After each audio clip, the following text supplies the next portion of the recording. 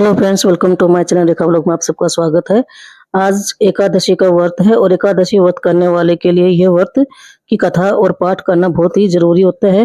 कहते हैं कि व्यक्ति इस कथा का भक्ति भाव से पाठ करता है तो उसे मृत्यु के बाद यम की यातनाओं का सामना नहीं करना पड़ता है। तो पाप पुण्य से एकादशी का व्रत करना बहुत जरूरी होता है। इस व्रत से जीवन में पुण्य की वृद्धि होती है और घर में सुख समृद्धि आती है। तो आप देखिए, जानिए कि पाप पुण्य से एकादशी कि कौन सी कथा है और इसको करने से क्या हमें फल प्राप्त होता है।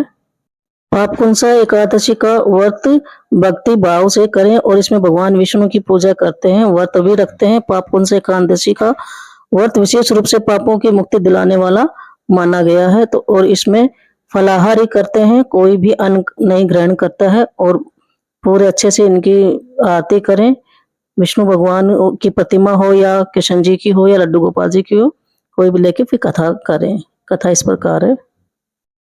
एक बार धर्मराज युधिष्ठिर ने भगवान श्री कृष्ण से अश्विनी शुक्ल पक्ष की एकादशी के महत्व और उसका पालन करने की विधि जानने की इच्छा व्यक्त की। तब श्री कृष्ण ने उन्हें बताया कि यह व्रत पाप पुण्य से एकादशी कहलाता है। विंध्याचल पर्वत पर क्रोधन नाम के एक बहेलिया रहता था। वह बहुत ही क्रूर और निर्दयी था।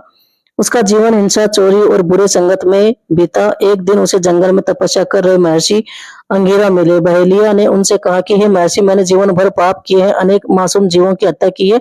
अब मुझे नरक ही जाना पड़ेगा। कृपया कोई महा उपाय बताइए जिससे मेरे पाप नष्ट हो सके, मुक्ति मिले। महर्षि अंगिरा ने उसे अश्विन शुक्ल पक्ष की पाप कुंसा एकादशी का व्रत करने की सलाह दी। बहेलिया ने महर्षि की बात मानी और इस एकादशी का व्रत विधि पूर्वक रखा। उन्होंने भगवान विष्णु की भक्ति और पूजा की। भगवान विष्णु की कृपा से बहेलिया के सारे पाप समाप्त हो गए। जब यमदूत उसे यमलोक में लेने के लिए आए तो उन्होंने देखा कि बहेलिया के पाप पूरी तरह से समाप्त हो चुके हैं। यमदूत के खाली हाथ लौट गए और बहेलिया की भगवान विष्णु की दया से वह वैकुंठ को प्राप्ति हुई। इस प्रकार पाप कुंसा एकादशी का व्रत करने से, यह हमेशा अश्विन माह के शुक्ल पक्ष में आती है, तो इसका व्रत करने से हमको सभी प्रकार के पाप नष्ट हो जाते हैं। हमारे भी जिस तरह के उनका वह इस प्रकार इस व्रत को रखने के लिए हमें पूजा के दौरान व्रत और पाठ करना और कथा को कहना बहुत ही आवश्यक है। इसके सुनने और पढ़ने से व्यक्ति के सारे पाप नष्ट हो जाते हैं, उसे यमलोक की यातनाओं से मुक्ति भी मिलती है। और इसके साथ ही ये व्रत रखने से, दान देने से घर में सुख समृद्धि, परिवार में शांति बनी रहती है।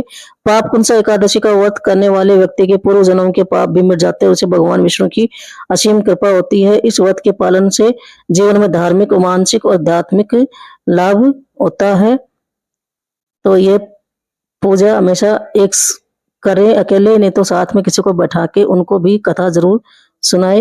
जो जो ये कथा को सुनता है उसके सुख समृद्धि की और बहुत ही मनोकामनाएं पूर्ण होती है। घर में धन धान्य का भंडार भरा रहता है। बोलो कृष्ण भगवान की जय, बोलो विष्णु भगवान की जय। इस तरह से आप ये कथा का श्रवण करें।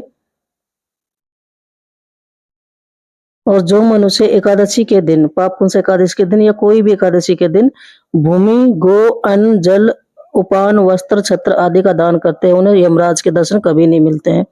दरिद्र मनुष्यों को भी यदि शक्ति कुछ के अनुसार कुछ भी दान दे और तो उसका पुण्य अवश्य मिलता है। जो मनुष्य तालाब, बगीचा, धर्मशाला, प्याऊ, अन्न आदि बनवाते हैं, क्षेत्र बनवाते हैं, तो उन्हें भी यम के दुख नहीं मिलते। वह भी मनुष्य इस लोक से स्वस्थ और दीर्घायु वाले तथा धन धान्य से पूर्ण होकर सुख भोगते हैं और अंत में स्वर्गलोक को जाते हैं।